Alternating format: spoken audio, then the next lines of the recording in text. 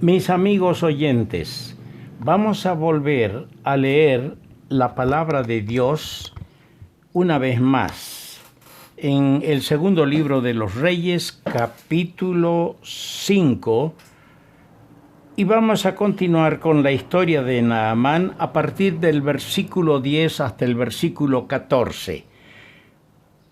Un relato bíblico muy solemne, muy prodigioso, que debemos atender cada detalle para ser bendecidos con la enseñanza que el Espíritu Santo nos entrega de este episodio bíblico. Leamos segundo libro de los Reyes, capítulo 5, versículo 10. Entonces Eliseo le envió un mensajero diciendo: «Ve y lávate 7 veces en el Jordán, y tu carne se te restaurará y serás limpio». Y Naamán se fue enojado, diciendo: «He aquí, yo decía para mí, saldrá él luego y estando en pie invocará el nombre de Jehová su Dios, y alzará su mano y tocará el lugar y sanará la lepra. Habana y Farfar, ríos de Damasco, ¿no son mejores que todas las aguas de Israel? Si me lavare en ellos, ¿no seré también limpio?» Y se volvió y se fue enojado.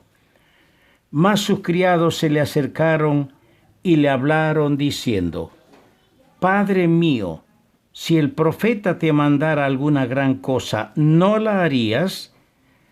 ¿Cuánto más diciéndote: lávate y serás limpio?»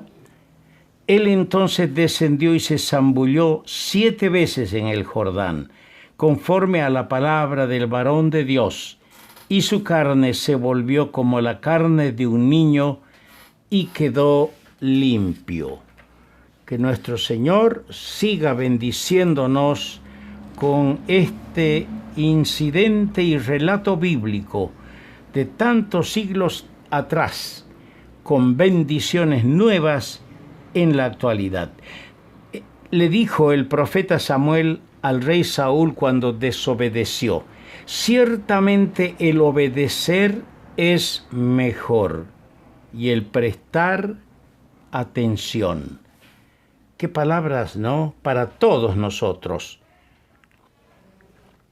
Hemos leído acá en el versículo 14: «Él entonces descendió y se zambulló 7 veces en el Jordán, conforme a la palabra del varón de Dios». Estamos relatando poco a poco, analizando la sanación de la cual fue objeto un alto general, un valiente general del rey de Siria, pero que era leproso. Vino a Samaria en busca de sanidad para curar su cuerpo enfermo con esta enfermedad incurable, la lepra. El profeta le ordenó que vaya y se lave 7 veces en las aguas del río Jordán. No le salió al encuentro, pero le mandó el mensaje. Notemos, en primer lugar, su obediencia estricta a la palabra que le había sido dada. «Ve y lávate 7 veces». Y dice claramente que él se zambulló 7 veces. No es que fue a la orilla del río y se volvió. No es que entró al agua y se zambulló 5 veces. No. Él fue obediente a la palabra 7 veces. Ve y lávate. Es que la obediencia a la palabra del Señor siempre ha tenido buenos resultados. Y yo traigo a colación y les recuerdo algunos ejemplos bíblicos. Por ejemplo, en el Evangelio de Lucas, el capítulo 17, el versículo 14, tenemos el caso de 10 leprosos.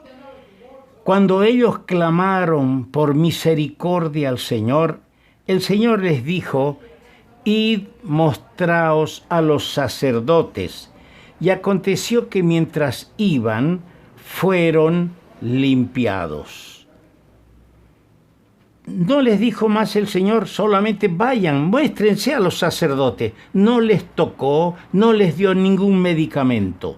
Pero ellos obedecieron, pegaron la media vuelta y se iban al encuentro de los sacerdotes. Y en medio camino se dieron cuenta que estaban limpiados. Esa es la obediencia a la palabra. Para usted, amigo, para mí, para nosotros los cristianos. Tenemos otro caso en Lucas, el capítulo 8, el versículo 13. El centurión romano, cuyo criado estaba paralítico y atormentado. El Señor le dijo, no desciendas a mi casa. Él le dijo, ve, y tú dices que yo dé la palabra, bueno, te doy la palabra, tu criado será sano. Ve, y como creíste te sea hecho. Y su criado fue sanado en aquella misma hora. El creer al mensaje de fe. Otro caso que tenemos en el Evangelio de Juan capítulo 4, verso 50, es el noble oficial del rey, cuyo hijo estaba a punto de morir. El Señor no descendió a la casa de este noble, pero le dijo, ve, tu hijo vive. Y el hombre creyó la palabra que Jesús le dijo y se fue. Y cuando llegaba a su casa, sus sirvientes, la familia salieron a recibirle, tu hijo vive y está sano. ¿A qué hora? A tal hora. Era la hora que el Señor le había dado el mandamiento de la palabra. Tenemos otro caso en el mismo Evangelio de Juan capítulo 9, verso 7, el ciego de nacimiento. El Señor le dijo, ve a lavarte en el estanque de Siloé.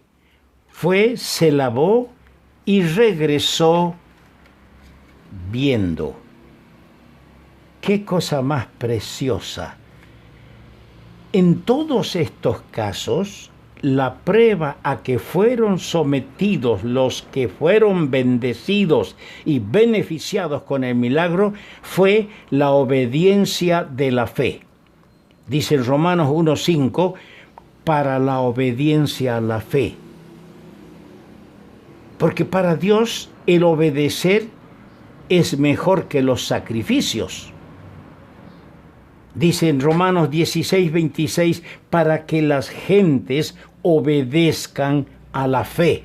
Amigo oyente, tal vez usted todavía no ha probado, no ha tenido esa capacidad de humillarse y de obedecer este mensaje de fe, aceptar al Señor Jesucristo como su Salvador, confesarle sus pecados. Obedezca el mensaje de fe. El Señor dice, venid a mí todos los que estáis trabajados y cargados, yo os haré descansar.